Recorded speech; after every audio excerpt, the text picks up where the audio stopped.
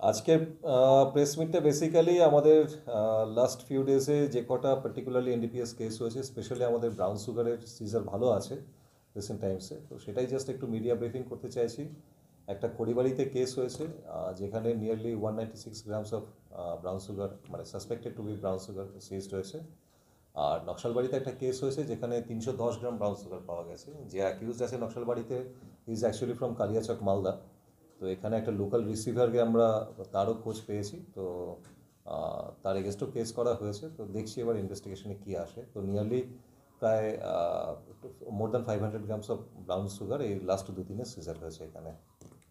Last পানি ট্যাঙ্কিতে এক নেতার ভাইপো ধরা পড়েছে, তাকে রিমান্ডে নিয়েছেন, কিছু পাওয়া গেল? পানি ট্যাঙ্কিতে যে বেসিক্যালি অ্যারেস্ট হয়েছে ওকে আমরা পুলিশ রিমান্ডে নিয়েছি। লার্নেড কোর্ট আমাদেরকে 4 দিনের পিসি গ্রান্ট করেছে, আর পিসি পিরিয়ডে তার ইন্টারোগেশন চলছে। আমি শুধু প্রেসকে এটুকুই বলতে পারি যে যদি কোনো বিগ শর্টসও কেউ জড়িত থাকে, be it a political figure or not, no one will be spared. যেটা পুলিশের ইনভেস্টিগেশনে যেটা রিভিল হবে আমরা তার এগেনস্টে নেসেসারি লিগ্যাল অ্যাকশন নেব। ঠিক আছে? আচ্ছা, এই রিহ্যাবিলিটেশনের ব্যাপারে কি আপনারা কোনো? ইয়েস, এটা this a very good thing we have recently introduced. এটা আমাদের জেলা পুলিশ প্রশাসন, স্পেশালি এসপি স্যারের ইনিশিয়েটিভে এবং আমাদের শিলিগুড়ি মহকুমা পরিষদের যিনি সভাধিপতি আছেন তার ইনিশিয়েটিভে আমরা এখানকার যারা নকশালবাড়ি এবং পানি ট্যাঙ্কির কিছু ছেলে আছে, ড্রাগ অ্যাডিক্ট যারা আছে, তাদেরকে আমরা আইডেন্টিফাই করেছি। We have taken NOC from their legal guardians এবং তাদেরকে আমরা রিহ্যাব সেন্টারগুলোতে পাঠাবো, সো দ্যাট ইন ফিউচার তারা ওখান থেকে সুস্থ হয়ে এসে একটা নতুনভাবে জীবন শুরু করতে পারে এবং এই ড্রাগের যে নেশা আছে সেখান থেকে যাতে বেরিয়ে আসতে পারে এবং আরও 5টা ইয়াংস্টার্স যারা আছে তাদেরকেও যাতে সেই মতো এনকারেজ করতে পারে।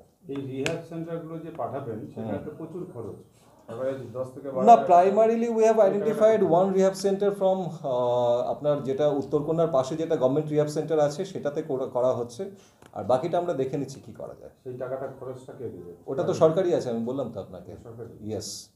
কতদিন ওখানে থাকতে পারবে একজন? ওটা নিয়ারলি ডিপেন্ড করে পেশেন্টের ওপরে, তবে আমি যতদূর জানি 6 মান্থসের মতো থাকতে হয় ওখানে। তার পরবর্তীতে যদি আরো ওই ধরনের অনেক সময় আবার রিকার করে, কিন্তু মোস্ট অফ দ্য কেসেসে আমি জানি যে কিওর হয়ে যায়। ঠিক আছে, রিকার যদি করে that will be very unfortunate for us. কী করা যাবে সেটা? এক্ষেত্রে কি শিলিগুড়ি মহকুমা পরিষদ আপনাদের কোনোভাবে সহযোগিতা করছে? হ্যাঁ, অবশ্যই সাহায্য করছে। অ্যাকচুয়ালি জেলা প্রশাসন এবং তারা দুজনে মিলে একসাথেই করছে। ঠিক আছে।